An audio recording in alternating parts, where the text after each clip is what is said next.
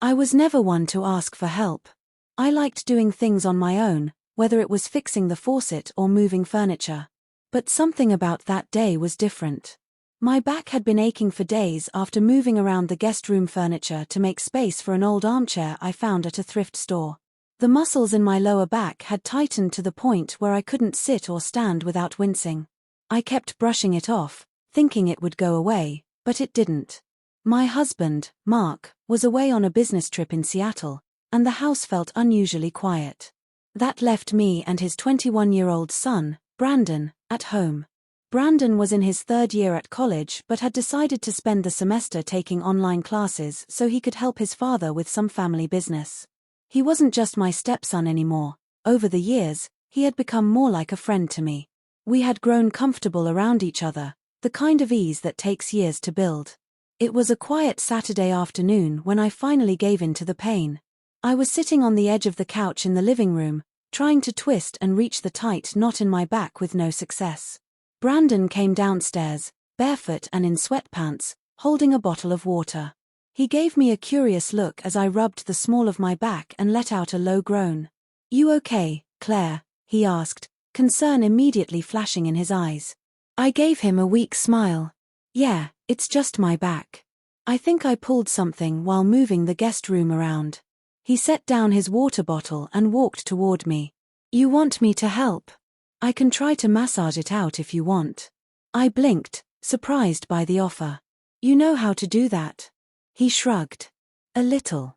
I helped one of my friends who had a shoulder strain from baseball. I'm not a pro or anything, but I can give it a try." I hesitated for a moment. It felt a little awkward asking him, but the pain had made me desperate. "Okay," I said finally, "just on the lower back." I turned around and lay face down on the couch, using a throw pillow to cushion my head. Brandon pulled over a small ottoman and sat down behind me. I felt the light pressure of his fingers through my shirt, carefully tracing the tight spots along my spine.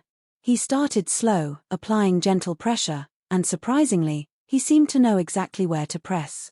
I flinched a little when he hit the sorest spot, and he paused. "Too much?" he asked. "No, that's actually perfect. Just, don't stop," I said with a grateful sigh. He chuckled softly. "You're just like Dad.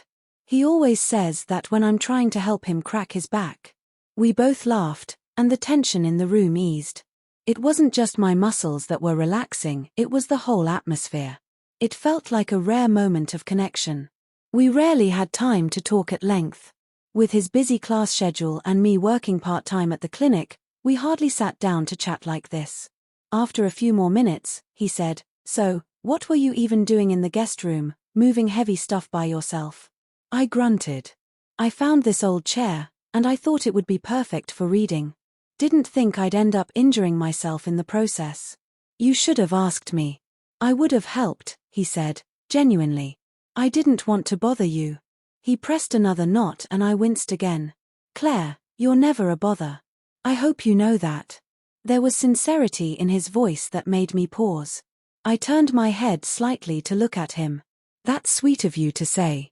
He smiled, not in the boyish, goofy way he usually did, but with something more grounded, mature. "You've always been there for me. Ever since you and Dad got married." I don't think I ever said thank you properly. I didn't know how to respond. Those words, simple as they were, carried so much weight. When Mark and I got married 6 years ago, Brandon had just turned 15. It wasn't easy blending families, especially since his mother had passed away 2 years before.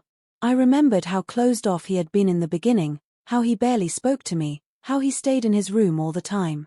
But slowly, with time, we found common ground over shared meals, school events, and quiet support. "You don't need to thank me," I said after a while. "Your family." His hands stopped for a second, and then he resumed, more gently. "Still. I want you to know that it means something. A lot, actually." I let the silence hang between us for a while, my breathing easing as the pain in my back began to dull. Then, something unexpected happened. Not in a strange or inappropriate way, but something emotionally unexpected. Brandon's voice changed. "Claire, can I ask you something kind of personal?" I tensed slightly but said, "Sure." He paused, thinking carefully. Do you ever miss being a mom? Like, do you wish you'd had your own kids? I turned my head and looked at him again. His eyes were searching mine for an honest answer. Sometimes, I admitted. But I don't regret anything. Life took its own path, and honestly, I feel like I got lucky. I got you. His eyes shimmered with emotion. I always wondered if you felt like you missed out. I sat up slowly, motioning that the massage could pause. He backed off respectfully and sat down beside me on the couch. I leaned back, my back sore but a little better now. You know, I said, motherhood isn't just about giving birth. It's about showing up. Loving someone even when they push you away. I may not have given birth to you, but I've loved you like you were my own. Brandon looked down, brushing his hand over his knees. You've been more of a mom than I ever expected. It just took me a while to realize it. My heart swelled at that. Not every blended family gets to this place. Some stay fractured forever. But here we were, connected, understanding each other in ways that mattered. Suddenly, he chuckled. Man, I didn't mean for this to turn into a therapy session. I just wanted to help with your back. I laughed. Well, you did that and more. Maybe I should start charging, he joked. I'll pay you in leftover lasagna, I said with a wink. He grinned, the boyish charm returning. Deal. Later that evening, we ate dinner together, just the two of us. I reheated some lasagna I had made 2 nights ago, and we sat at the kitchen island, talking about school, his classes, and what he wanted to do after college. I listened with pride as he spoke about internships, goals, and a possible future in digital media production. His face lit up when he talked about a documentary he was editing for one of his film courses. It amazed me how much he had grown. From the quiet, grieving teenager I met to the confident young man sitting across from me, thoughtful, kind, and full of ambition. Mark called later that night, and we both talked to him on speakerphone, updating him on everything from groceries to Brandon's massage skills. When the call ended, Brandon looked at me and said, "Thanks again, not just for today, but for everything." I reached out and gently squeezed his hand. "You're welcome. Always." That night, as I lay in bed with a heat pack on my back, I reflected on how healing sometimes comes in unexpected ways. I had asked my stepson for a simple favor, a massage, but what I received in return was so much more. It was understanding. Connection. A glimpse of the bond we had built, one step at a time.